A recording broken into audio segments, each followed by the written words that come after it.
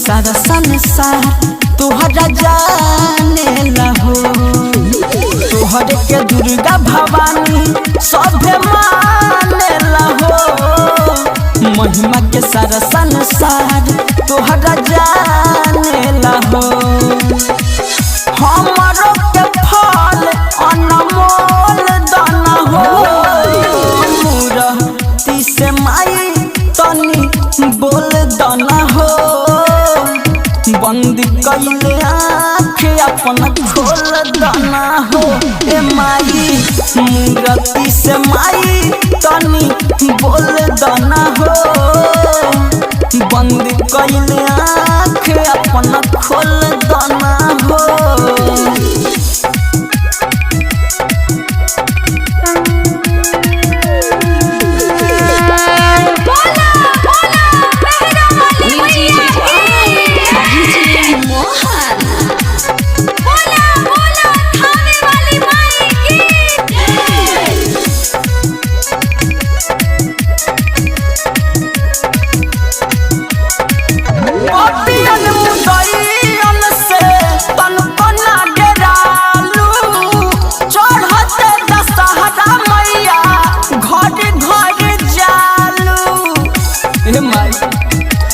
सुनो पपियन मुदइयन से तनको ना डरालू।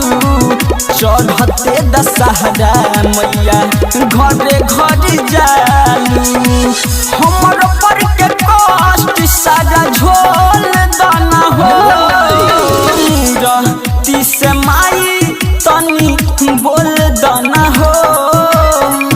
बंद कइले आँख अपन खोल दाना हो। हे माई मूर्ति से माई तनी बोल दाना हो।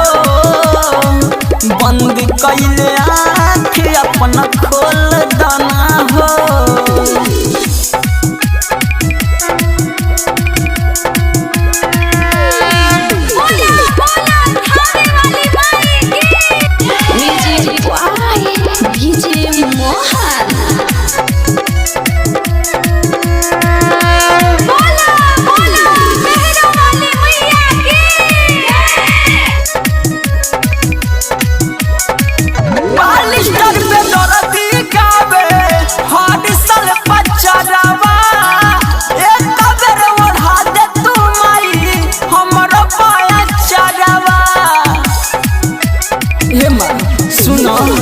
बालिस्टर बेदर्दी गावे हर साल पचरवा।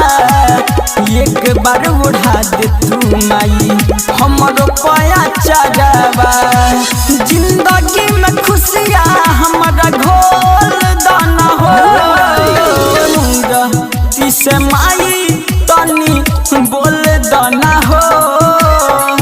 बंद कइले आँख अपन खोल दाना हो। ए माई मूर्ति से माई तनी बोल दाना हो। बंद कइले आँख अपन खोल दाना हो। मिक्स भाई Radhe Krishna digital recording studio गोढ़िया वैशाली।